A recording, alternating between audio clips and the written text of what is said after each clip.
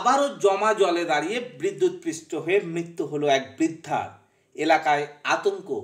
শর্ষুরা থানা অন্তর্গত 126 নম্বর ওয়ার্ডের ক্ষুদিরাম পল্লীতে সকালবেলায় জমা জলে দাঁড়িয়ে সুমন্তী দেবী সাউ নিজের দোকান খুলতে গিয়ে বিদ্যুৎপৃষ্ট হয়ে যাওয়ায় ওই বৃদ্ধাকে হাসপাতালে নিয়ে গেলে মৃত ঘোষণা করেন চিকিৎসকেরা। ঘটনাস্থলে তাকে বাঁচানোর জন্য দুজন হাত দিলে তারাও অল্প বিস্তর বিদ্যুৎপৃষ্ট হয়। এলাকায় জমা জলে হাঁটতে ভয় পাচ্ছে এলাকার মানুষজন। এলাকায় প্রচুর ছোট ছোট বাচ্চারা রয়েছে, তারাও বেরোতে ভয় পাচ্ছে। স্থানীয় মানুষজনের বক্তব্য, এখানে কোনো ড্রেনেজ সিস্টেম নেই। এই জল জমে রয়েছে বর্ষাকাল থেকে, কবে এই জল নামবে তার ঠিক নেই। স্থানীয় কাউন্সিলরকে বলে কোনো সুরাহা হচ্ছে না। শর্ষুরা থেকে শেখ সাবিরের রিপোর্ট, এসএস স্টার নিউজ। প্রায় 10 থেকে 15 বছর ধরে এখানে জল জমে।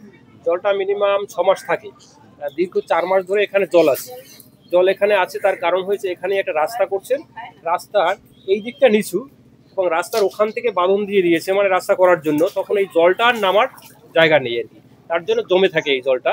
এবার জলটা যখন জমে থাকে, এই যে বাড়িটা আছে এই বাড়ির সামনেই রাস্তার পাশেই ওনার দোকান। এবার দোকানটা যখন সকালবেলা উনি উঠে খুলতে যান, মানে তালাটা খুলতে যান, তখন এই জল থেকেই খোলা শুরু করেন তালাটা। তখন তাকে আর্থিং পেয়ে এটা কারেন্টে ধরে নেয় আর কি। ধরে নেওয়ার পরেই সঙ্গে সঙ্গে উনি পড়ে যায়। আর একজন এসেছিলেন উনি বাঁচাতে, ওনার নাম হয়েছে সঞ্জয় হালদার। ওনাকেও ধরে নেয়, উনি কোনো কারণে মানে বেঁচে যান এবং ওকে ধরে নেওয়ার সঙ্গে সঙ্গে উনি কিছুক্ষণের মধ্যেই মারা যান এবং উনি এখন বিদ্যাসাগর হসপিটালে আছেন। কিন্তু মেইন ব্যাপারটা হয়েছে জলটা জমে, তার জন্যই হয়েছে ঘটনাটা। কলকাতা শহরে দেখতে পাচ্ছেন আপনারা অনেকগুলো প্রাণ চলে গেছে এই জলের জন্য আর কি। টোটাল মোটামুটি আমাদের 12টা প্রাণ চলে গেছে জলের জন্য এবং সিএসসির এই কারণেই আর কি চলে গেছে। ম্যাক্সিমামই জল জমেছে তার জন্য, কিন্তু সেটাকে আর একটা প্লাস হলো আর একটা প্লাস হলো 13টা প্রাণ চলে গেল। কিন্তু আজকের দিন অবধি অন্তত 13 জন মারা গেছেন এই জল এবং কারেন্টের জন্যই। এবং এই জলটা দীর্ঘ 4 মাস ধরে জমে থাকে। এটা কোনো এখানের কর্পোরেশন বলুন, কাউন্সিলর বলুন, তাদের কোনো হেলদোল নেই। তাদেরকে বলা সত্ত্বেও তারা দেখবো এই করে 10 বছর 15 বছর কেটে গেছে, তারা কোনো এখন পর্যন্ত উদ্যোগ নিচ্ছে না। যতটুকু উদ্যোগ নিয়েছে কিন্তু ওখান থেকে এক জায়গা উঁচু করে দিয়েছে, তার জন্য এই অঞ্চলের জলটা জমে থাকে। কিন্তু জলটা যাতে না জমে তার জন্য এখান থেকে কিছুটা দূর থেকে যদি এটাকে উঁচু করে রাস্তাটা নিয়ে যায় তাহলে কিন্তু জলটা জমে না। কিন্তু সেদিকে কোনো দুঃখাপে নেই। কেন করছে সেটা কাউন্সিলরকে তো বারবার এখান থেকে লোক গিয়ে বলছে, কিন্তু করছে না কেন সেটা তাদের ব্যাপার, সেটা আমরা বলতে পারবো না। এবং কর্পোরেশনের ব্যাপার, সেটা তো আমরা বলতে পারবো না। কিন্তু যার জন্য আজকে জল জমলো তার জন্য একটা প্রাণ আজকে চলে গেল। 126 নম্বর ওয়ার্ড। ওনার নাম সুমন্তী দেবী সাউ, বয়স 60 থেকে 62 বছর। কাউন্সিলর এখন পর্যন্ত আসেনি। সরকারি তরফ থেকে পুলিশ এসেছিলেন, সিএসসির লোক এসে বলছে জলটা জমছে, জলের জন্য এটা বডি হয়ে গিয়ে উনি মারা গেছেন বলে গেছে। সরকার থেকে এখন পর্যন্ত কোনো কিছু আসে। আমার নাম সুরেশ বিশ্বাস, আমি কাউন্সিলরের বাসিন্দা, এখানেই রয়েছি।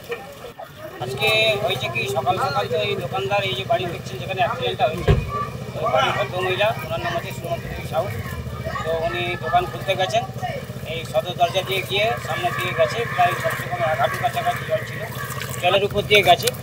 তো হঠাৎই গিয়ে দেখে যে এই ওনার বাড়ির সামনে যে মানে স্ট্রাকচারটা আছে ওটা লোহার। ওই লোহাটা ধরতে গিয়ে উঠতে গেছে সিঁড়িতে, দোকানের যে সিঁড়ি আছে ধরতে যাওয়ার সঙ্গে সঙ্গে উনি ওইখানে ওই জলের মধ্যেই জলেই পড়ে যায়।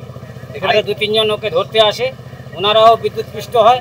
হ্যাঁ, ওনারা প্রাথমিক চিকিৎসা হয়ে অসুস্থ হয়ে বাড়িতে এসেছে ওনাকে ছাড়াতে গিয়ে। আমরা দেখছি এলাকার চারিদিকে জলমগ্ন। এখানে শুনুন, এখানে কোনো রকম ব্যবস্থা নেই, নিকাশির কোনো ব্যবস্থাই নেই, কোনো ব্যবস্থা নেই। এই ব্যবস্থা দেখছেন, এই পাম্প বসিয়ে দিয়ে যায়, মাঝে মধ্যে এসে পাম্প বসিয়ে দিয়ে যায়। আমাদের এখানকার চিল্লামিল্লি হলে, এখানকার মানুষের বিক্ষোভ তৈরি হলে ওই একটা করে পাম্প, ছোটো করে পাম্প, ওই চায়না পাম্প বসিয়ে দিয়ে যায়। চায়না পাম্প আর এত জল কত টানা যায়। আমার এখান থেকে আমার যে কাকা আছে, উনি হসপিটালে নিয়ে গেছিলাম ইএসআইতে। ওখানে নিয়ে গেছিলাম, ওখানে চেক আপ করে অ্যান্সার দিল যে এটা কিছু হবে না, মানে অনেকক্ষণ আগে উনি চলে গেছে। তারপর ওখান থেকে নিয়ে এসেছি এখানে নিয়ে আসার পর তারপরে পুলিশ ছিলেন, তারপর পুলিশ এসেছেন, তাই এটা বলছে এটা পুলিশ কেস আছে, তারপরে এটা হসপিটালে নিয়ে যেতে হবে। বিদ্যাসাগর হসপিটালে আমরা ওখানে অ্যাডমিট করেছি। ওখানে বললো পুলিশ কেস, অনেক কিছু হ্যান্ড অনেক কিছু ফর্মালিটিস আছে, ওগুলো পুরো করে তারপর বডিটা ছাড়বে। খুবই দুঃখজনক ঘটনা। সকালবেলা বাড়ির সঙ্গে লাগোয়া দোকান, সেই দোকানের যখন দরজাটা খুলছে বাড়িরই একটা ওই ওয়ারিংয়ের তার ছিঁড়ে তার সঙ্গে লেগেছিল দরজার সঙ্গে, সেখান থেকে শর্ট সার্কিট মানে শর্ট হয়ে ওনাকে বিদ্যুৎপৃষ্ট হয়, হসপিটালে নিয়ে যায়, উনি মারা গেছে। শুনুন, অ্যাকচুয়ালি ওই অঞ্চলটা হচ্ছে আমাদের একটা সময় ওইটা ছিল ধান চাষের জায়গা ছিল। পরবর্তী সময় যখন মানুষ বসতি তৈরি করছে ওইগুলো সব প্লটিং করে বিক্রি হয়ে সব বসবাস তৈরি হয়েছে, নানা জায়গা থেকে মানুষ এসে প্রতিদিনে বসবাস তৈরি করেছে। ওখানে আনডেভেলপ এলাকা ডেভেলপ হচ্ছে। এখন ওখানে যে আন্ডারগ্রাউন্ড ড্রেনেজ সিস্টেম যেটা আধুনিক, সেটা এখনো কেআইপির মাধ্যমে যেটা কলকাতা কর্পোরেশন করে, সেটা এখন ওখানে হয়ে ওঠেনি। তাই জন্য ওখানে বৃষ্টি হলে জল জমে এবং পাম্প করে করে আমাদের জলটা বের করতে হয়। তার কারণ ওখানে সবাই জানে যে ওখানে সারা বর্ষার সময় হলে পারে আমরা কর্পোরেশনের পক্ষ থেকে যেগুলো পকেট আমাদের যে পাম্প বসাবার সেগুলো আমরা লিস্ট করে একটা পাম্প বসানো থাকে, বৃষ্টি হয়ে জল জমলে পারি পাম্প করে সেটা ফেলা হয়। সব খবর সবার আগে পেতে সাবস্ক্রাইব করুন আমাদের ইউটিউব চ্যানেল এবং লাইক ও ফলো করুন আমাদের Facebook page SS Star news.